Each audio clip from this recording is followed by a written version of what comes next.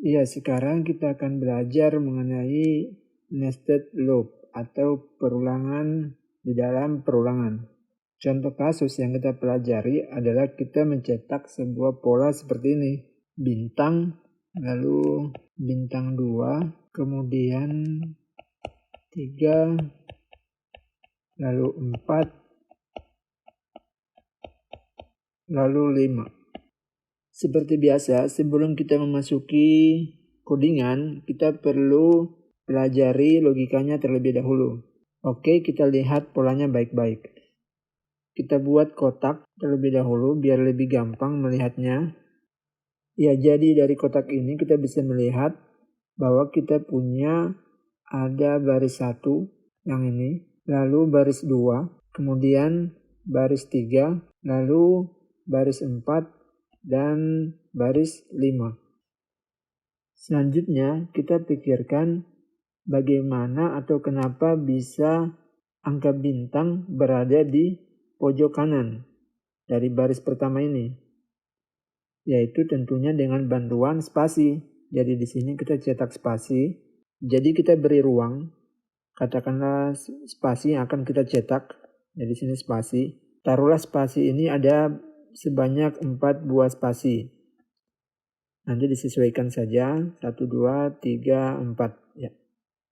Jadi bisa disimpulkan bahwa di baris pertama spasi yang dicetak sebanyak 4. Kemudian untuk bintang di baris pertama dia dicetak 1. Selanjutnya kita lihat di baris yang kedua. Di baris yang kedua spasi katakanlah dicetak sebanyak 3 kali. Jadi spasi di sini spasi sebanyak 3. Kemudian bintang sebanyak 2.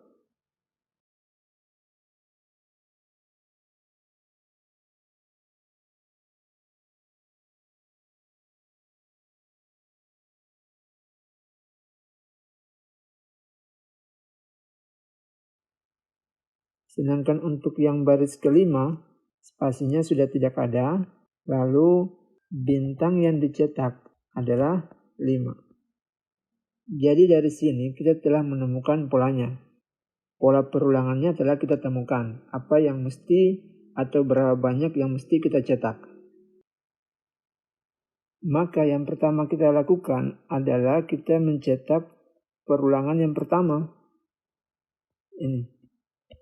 Jadi di sini perulangan baris sebanyak 5 kali. Lalu di dalam perulangan baris ini, di dalamnya ya, bukan di luar, di dalamnya kita cetak spasi sebanyak taruhlah 4. 1, 2, 3, 4. Jadi dia mulai dari 4, 3, 2, 1. Artinya perulangannya nanti makin turun. 4. Jadi untuk spasi ini perulangannya spasinya ini kurang-kurang atau dikurangi 1. Berikutnya kita mencetak angka bintang. Jadi di dalam perulangan ini, perulangan baris, setelah kita cetak spasi, berikutnya kita cetak bintang. Jadi di sini ada perulangan bintang sebanyak 5 kali. Dan ini tentunya mulai dari 1, 2, 3, sampai 5. Jadi bisa dikatakan bintangnya ditambah 1. Tambah. Ya, jadi polanya sudah ketemu. Sampai di sini kita pun sudah mempunyai gambaran mengenai seperti apa sintaks yang nanti kita ketikkan. Jadi bila diimplementasikan dalam pemrograman kurang lebih seperti ini. For untuk baris sama dengan 1. Jadi kita buat perulangan untuk baris terlebih dahulu. Perulangan barisnya. Jadi baris di sini kan dia naik. Jadi baris kita buat standar. Kalau baris sama dengan 1, kemudian baris kurang dari atau sama dengan 5, dari sini ya, ini 1 sampai 5, kurang dari sama dengan 5, maka baris ditambah tambah. Artinya barisnya ditambah 1. Kemudian tutup. Selanjutnya setelah kita buat perulangan baris ini, kita buat perulangan spasi. Jadi for untuk spasi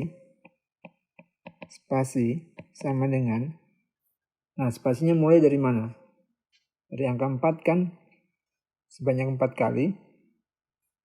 Spasi sama dengan 4. Kemudian kalau spasi masih lebih besar dari atau sama dengan baris, jadi standarnya baris, maka spasi dikurang 1, kurang-kurang. Lalu buat tutup kurawal, kemudian di sini kita cetak spasi. Ya misal echo spasi. Ya jadi coba saya jelaskan di sini. Nah ini. Jadi ketika baris sama dengan 1,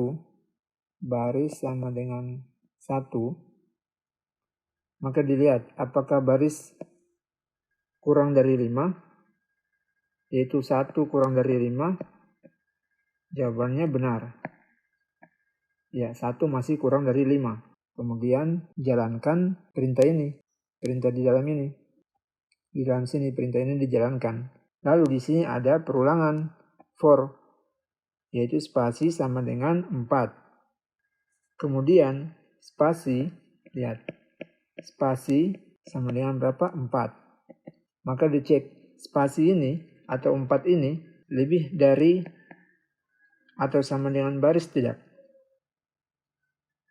Nah, baris nilainya berapa tadi? Yang pertama baris perulangan pertama ya. Ini masih perulangan pertama. Baris masih mempunyai nilai 1. Maka 4 lebih dari atau sama dengan 1. Jawabannya iya masih. Berarti cetak spasi. Selanjutnya angka spasi ini setelah cetak spasi, ya katakanlah 1 kali dicetak, tapi dia cek lagi spasi ini, nah dikurangi nih. Spasi ini akhirnya yang tadinya nilai 4 dikurangi 1, spasi jadi 3. Nah saat spasi jadi 3, dia cek kembali bagian ini atau ya prosesnya di sini. Jadi dicek 3 lebih dari sama dengan baris enggak? Masih sama dengan baris tidak? Nah, baris di sini masih nilainya 1 karena masih perulangan yang pertama. 3 lebih dari 1, iya benar. Maka cetak lagi spasi. Cetak spasi lagi. Cetak spasi. Kemudian spasinya dikurangi 1. Jadi spasinya berapa tadi? 3 dikurangi 1. Jadi sekarang spasi sama dengan 2. Nah, masih di perulangan pertama. Kemudian 2 ini cek lagi. 2 lebih dari atau sama dengan baris. Nah, dicek lagi. Dia ke sini lagi. 2 lebih dari 1 kan masih baris pertama. Dijawab iya. 2 lebih dari atau sama dengan 1, iya. Cetak lagi. Cetak. Nah, begitupun seterusnya.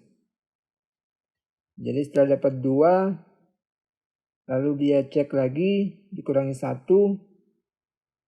2 kurang 1, 1. 1 lebih dari atau sama dengan 1, iya 1. Cetak lagi. Jadi di baris pertama, saat baris pertama memasuki perulangan for ini, maka for atau spasi ini akan dicetak sebanyak 4 kali. Jadi sebanyak 4 kali. Nah ini spasinya sebanyak 4 kali. Nanti di perulangan yang kedua, spasi akan dicetak sebanyak 3 kali. Dan prosesnya seperti ini. Kemudian untuk mencetak bintang sama halnya seperti spasi. Jadi kita ketik atau kita tuliskan setelah kurung kerawal ini, spasi ini, kita buat for bintang sama dengan, karena dia mulai dari angka 1, 2, ini ya 1, 2, 3, 4, 5, maka kita buat 1 bintang sama dengan 1, kemudian bintang, lalu bintang kita buat tambah. Setelah itu kita cetak echo bintang. Ya, jadi seperti itu. Jadi perulangan dalam perulangan, nah standarnya adalah baris ini. Bila kita ingin menggunakan kasus seperti pola ini. Ya, jadi demikian mengenai logika dalam membuat sebuah pola. Jadi perulangan di dalam sebuah perulangan. Nah, maka spasi ini memang merujuk pada baris. Standarnya adalah baris. Begitupun dengan bintang. Jadi seperti yang kita buat di sini. Jadi saat baris pertama, dia akan mencetak spasi sebanyak 4 kali, lalu bintang sebanyak 1 kali. Selanjutnya kita implementasikan logika kita dalam kode pemrograman. Dalam hal ini kita gunakan PHP.